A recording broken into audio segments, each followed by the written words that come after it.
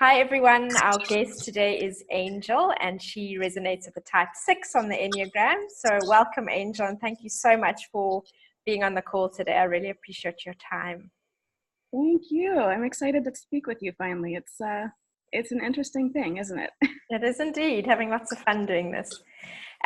So maybe we can kick off with you just giving us a little bit of an introduction about yourself and telling us which parts of the type 6 you resonate most with. So my name is Angel. Right now I am in IT. I've actually been in IT for about 10 years, 12 years, something like that. And then on the side, I have a website called Rooted Mystic, which basically says everything you need to know about me right there. I like to say that I'm a little bit woo-woo and a little bit rock and roll. I get into all kinds of the woo-woo stuff, and then also very, again, I am in IT, so I do tend to be very kind of practical and grounded and interested in like the troubleshooting and the figuring things out and the puzzles and that kind of thing. So yeah, so it's, did you want to dive right into those pieces? Yeah, I mean, the first thing that strikes me from what you said is that apparent contradiction. I find that's fascinating that you have a day job that I don't know much about IT, but imagine it to be quite structured and ordered and, scenario planning and, as you say, troubleshooting, and then a whole nother life going on for you. That's really fascinating.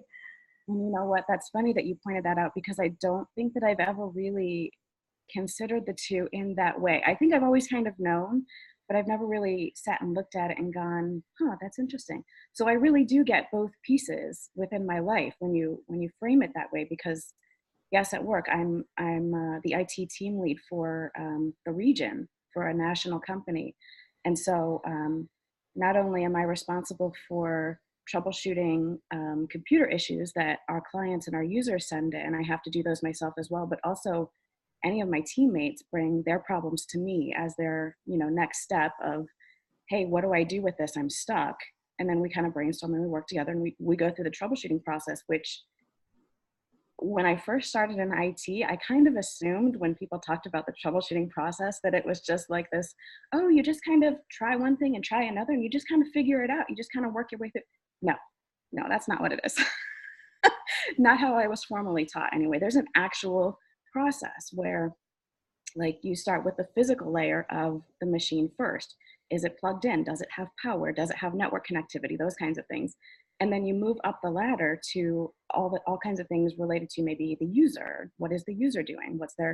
Is it a password username issue? That kind of thing. So it's very, very structured, like you said. And I love that. I love pieces of that. And then there's another part of me that's just feels like caterpillar when I'm in that for an extended period of time. And I feel like I have to break out and I need to use my creativity and my intuition and, the more woo-woo sides of me. What an amazing balance to be able to express both aspects of your personality at the same time. I think that's fantastic.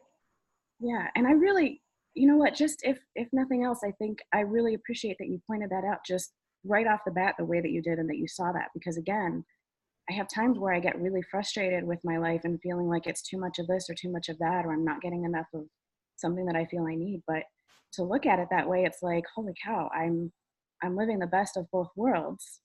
And within those contradictions of myself, versus rather than that being a problem, I'm able to live it out and express it in a way that fulfills me, Mm. And that's often what people are seeking out, isn't it? How to find and express every aspect of themselves as opposed to pigeonholing in one area and then feeling frustrated because there's a part that's just not getting fully expressed. Totally. Very true. Yeah. So the part of the 6 that you resonate with, how did you know that you were 6? How did you come about establishing that? So I was gifted with this book. Is it okay for me to show it?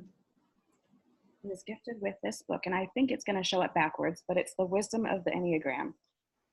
Years ago, I think it may have been 5 or 6 years ago, and I had heard of it previously, but I hadn't really kind of done anything with it. I'm really big on all of the the personality tests and all of that. So it was another one of those, as far as I could tell. And I was like, oh yeah, I'm all about that. Let's find out more. So I took the test, and when I looked it up in this book and it said the 6 is kind of defined as the loyalist, I was like, oh, I don't know. That sounds a little too traditional for me. That sounds a little too like too structured, too, I don't know. It just, something in me rebelled, right? Like I pushed back, which is kind of the epitome of the type 6. And but then as I read through this, and even now as I read through it again, I get goosebumps with how just how accurate it feels to read about these. And they give examples of these people who like the anxiety and the questioning and the fear and the need for stability and all of these things. And I'm like, it's almost like they read my mind. It's crazy. And So which part of the when you first read the loyalty part, which part of that made you feel, oh, that's too traditional? I think that was kind of the woo-woo part of me that kind of pushes against anything that's too, like, even just the word traditional is kind of like nails on chalkboard for me. You know what I mean? When I think traditional, I think my parents, I think my grandparents, and I am not that in so many ways, you know, politically speaking, spiritually speaking, all these things. So when I heard the word or read the word, like loyalist, which kind of led me to this traditional thing, and I was like, that's really not me. But then it goes on to talk about how they mean it, and it's more of, again, it's that contradictory. Like, I do like the structure, and I love rules. I love rules, and I have a really hard time when other people don't abide by the rules. You know what I mean?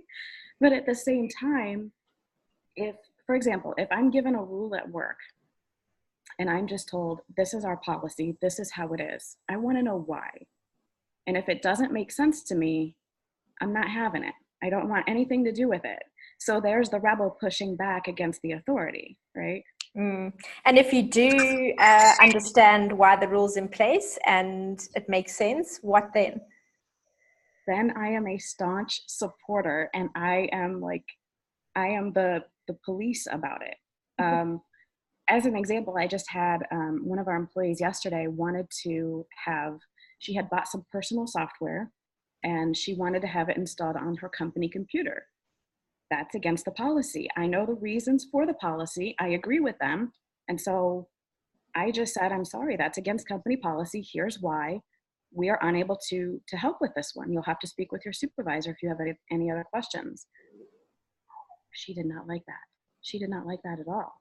And yet I felt like I was in kind of a place of power, because it was like, again, I understood the rule. I understood why it's in place. And there's no movement there. There's no wiggle room there. So, which sounds kind of obnoxious to say out loud, because it's like, I am the defender. I am the person that makes, it's not really like that. It's just, when I understand why there's a rule in place, I will support it. I will stand behind it and defend it.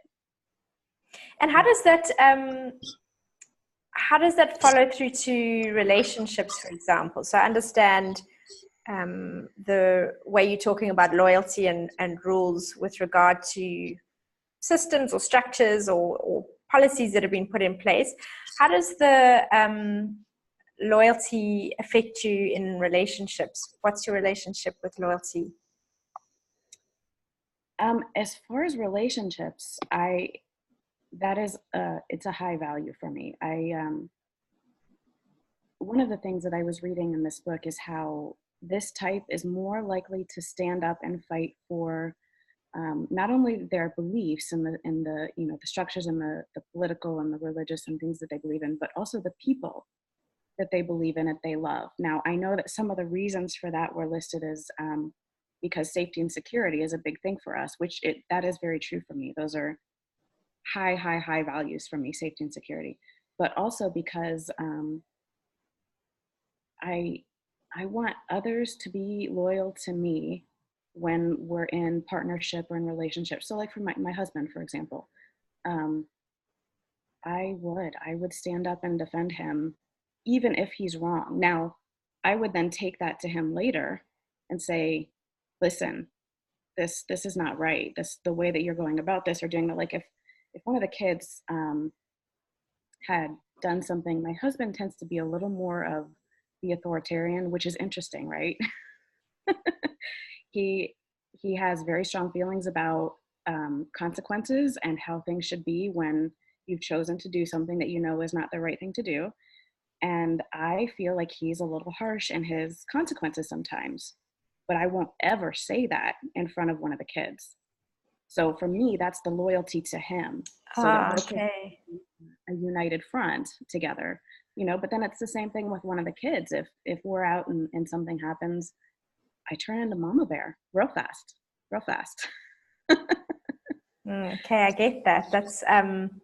Those are good examples. They give a strong sense of what that means. I'm wondering, in the broader circle, so outside of your immediate family, for someone to become one of those people that you are incredibly loyal to, what does it take? What does it take for you to trust? Years of effort. I I am probably not, I don't have many friends, and I don't use the word friends lightly. For me, a friend is, I have maybe three friends that people that I consider really friends. Most other people are acquaintances, varying levels of acquaintances. And yeah, that's the reason for that, because I have been told that I come across sometimes as all kinds of things. Not all of them are very nice. Sometimes I've been told I come across as cold. Sometimes I've been told I come across as kind of snobby or snotty, stuck up. Um, and I don't think either of those are true at all. I have kind of a melty heart for a lot of things. You know what I mean? Um, but that's part of that. Like, I don't necessarily like to show that. I don't cry in front of people, very, very rarely. Um, and so I think it's hard for me to let my guard down enough to let other people see me in the way that we would need to see in order for kind of that vulnerability and trust to develop.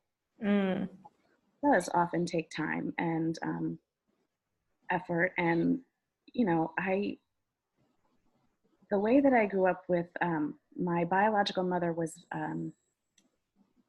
she had her own challenges, and I grew up not feeling safe a lot of the time. And so I am hyper vigilant. I'm hyper aware, um, both with my surroundings and with people. And so I'm always watching the people around me. I won't say anything, but I'm always watching and paying attention. And not only with the things that they do and say, but body language and their energy. And if I feel like someone has betrayed me or they don't have my best interest at heart, a wall comes down, and that's that. They're out. Which again goes back to why I have three friends. Mm. It's interesting that people might perceive it as being cold or maybe guarded, but it sounds like for you it's very much a considered strategy, I want to say, to make sure that when you are involved in a relationship or you do get close to people, that it's safe and you know that you're in safe hands. Yes. Which again just goes back again to what I feel is one of the core kind of traits of a six, is that need for security and stability, right? Like, that's one of my primary drivers, is the need for security. And even though I know after much study and many years that there really is no such thing in this world, in this life, um, I still like to create as much of it as possible. And How that's do you one of the do ways. that? Well, that's one of those ways with the relationships. Those three people, which obviously my husband and my family are very close, so I'm not counting them. But with those three people, I rely on them very heavily. If anything goes wrong, they are the three people that I feel most open to, that I can be the most vulnerable with, and that in a way is my stability as far as the relationships and the emotional support. As far as other things, like that's why I'm still working in the job that I'm in, even though it doesn't feed me in all the ways that I would like it to, it does feed me financially. And so that's stability and that's safety and security for myself and my family. So I stay.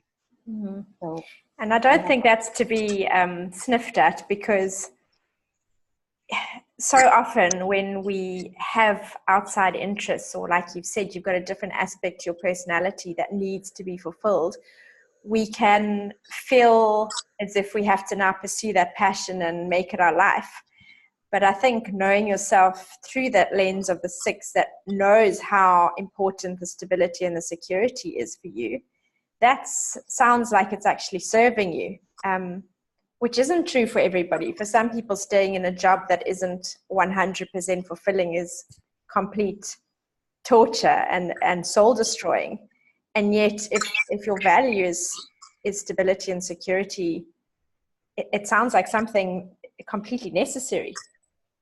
Yeah, I would agree with that. I would say too that for me personally, there are definitely days when it feels like it is impacting me more deeply than I would like to allow. So at a soul level, I do feel like it's very, very draining in some ways and in some days. And again, that depends on my mood and, you know, how I'm feeling that day. So there's all of that. But when it comes down to it, yes, it is absolutely serving that need of, you know, that part of who I am. I don't think that, and I did for a while. I spent 4 years as I had my own website, WordPress website design and development company that I ran.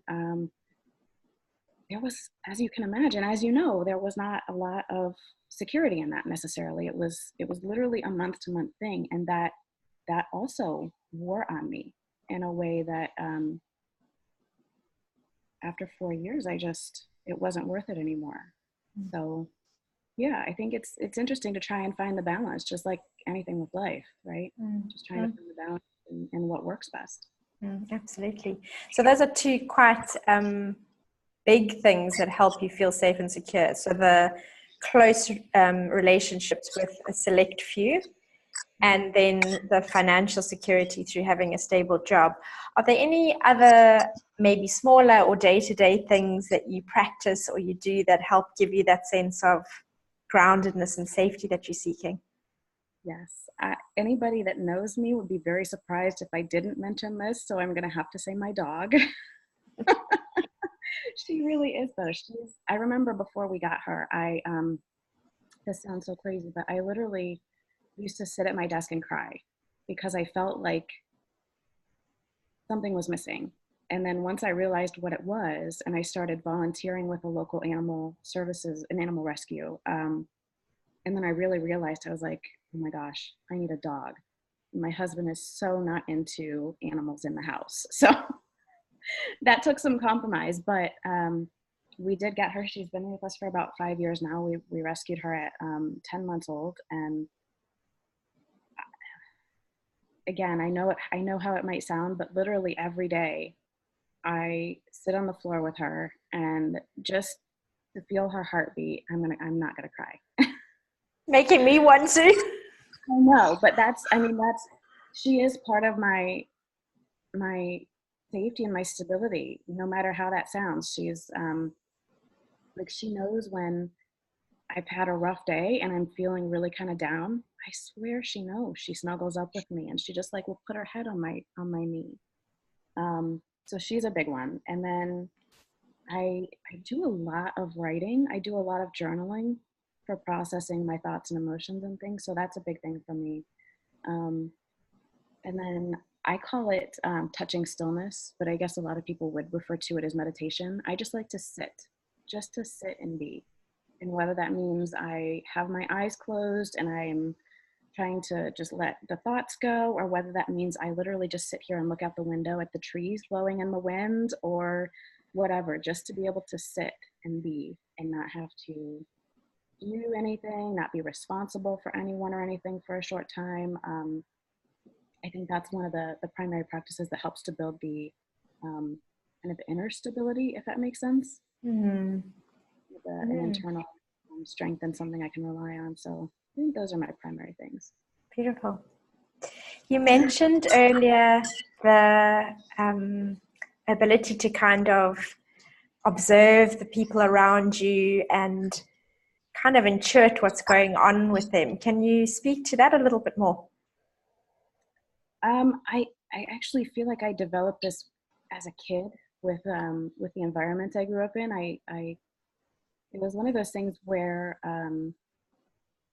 if I would walk into a room, or if my biological mother would walk into a room, I needed to know where she was mentally and emotionally for my own safety and for that of my brother. And so I think that's where the hypervigilance aspect kind of developed.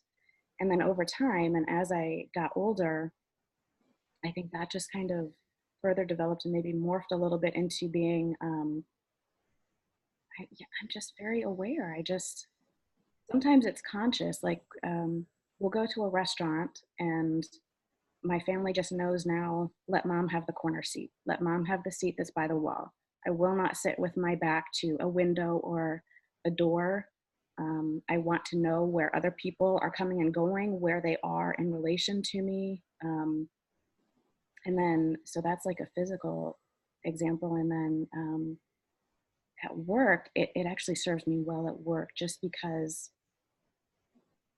I can just sense when somebody isn't telling the whole truth, if they're trying to hide something from me, if they're upset with me and they're just putting on the mask for the sake of polite society, that kind of thing. So I'm sorry, I've forgotten your original question. Did I even answer your question? Yeah, absolutely. I was wanting to understand more of what you were saying about the almost like plugging in and sensing what's going on with the people around you. So you answered that beautifully for me. I think I have a better understanding for sure. And it feels like, I suppose with everything and every personality type, there's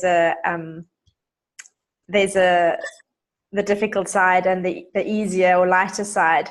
And it feels like that is, I can get that the difficult side of that is that hypervigilance and alertness.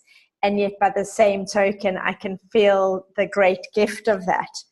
Yeah. Because being able to really see beneath the surface and intuit what's going on with people at a deep level, to be able to sense whether you can trust them, to be able to sense what's going on with them, that's amazing. And it's certainly, from what I've seen, that's a gift for sure.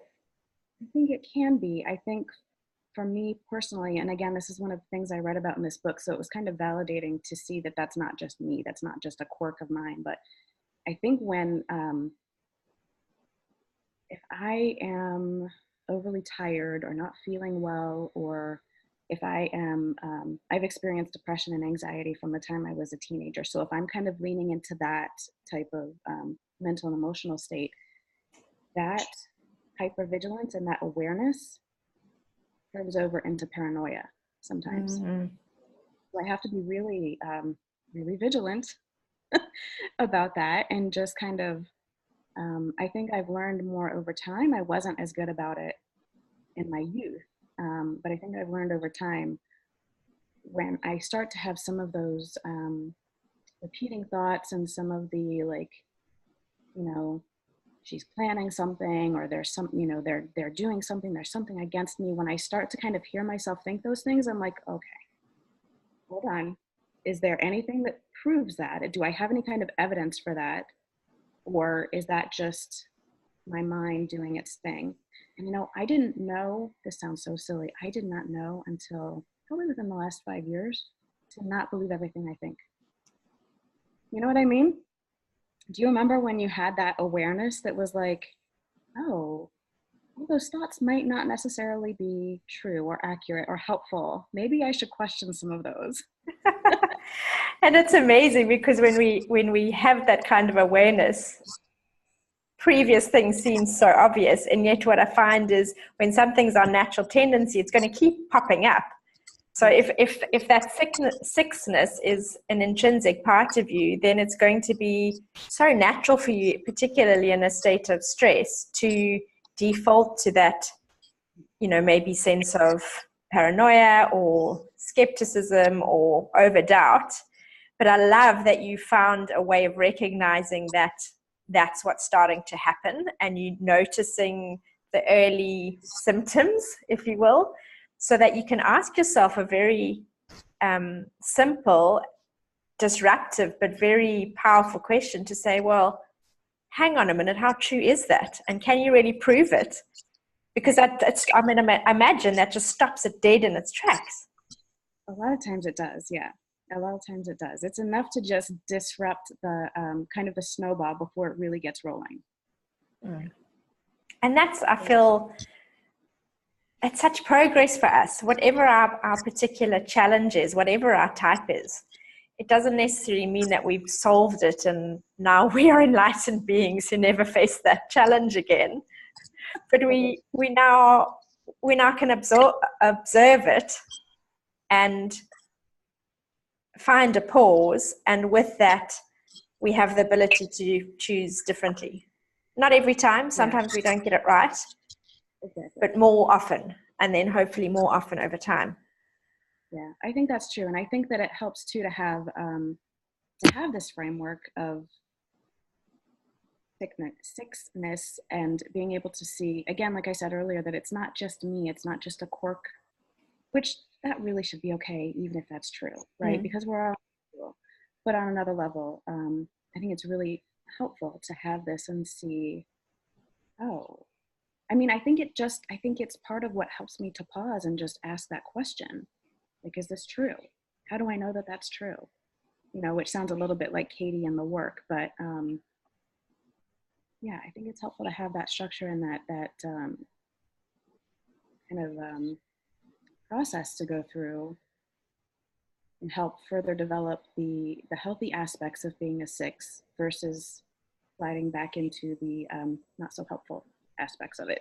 Mm-hmm. So if you were able to share some aspect of your 6ness with your friends, the people around you, maybe parts of you that they don't see and you would love them to know about you, what would you choose to say? You know, what's so funny is that I have spent a lot of my life and a lot of my time feeling unseen and unheard. And it's interesting to recognize that when at the very same time I realize I intentionally don't always show all of who I am. You know, so that's an interesting question from that perspective. I think that as I get older, I'm getting more emotional. So even though I said earlier, I don't cry in front of people, I'm finding more and more, I almost started to get a little teary there. I think what I would want people to know is that there's more to us than meets the eye. And to maybe just kind of give us a chance, you know. There's somebody at work that she's very much like me in these ways, and I can see how the others judge her, and they feel like she does kind of slide into the paranoia and to the thinking that everybody's out to get her kind of thing. And so it's interesting for me to see that in someone else, and I want to just tell her, you're okay. You're okay. We're not out to get you. And then I want to tell the others, just give her a break. You know, she's fighting some demons that you don't necessarily know about. Just give her a break and let her kind of see her way through it. So I think that's what I would tell other people is, yeah, there's still waters run deep, that kind of thing. There's more to us than meets the eye, and just, you know, give us a chance. Beautiful.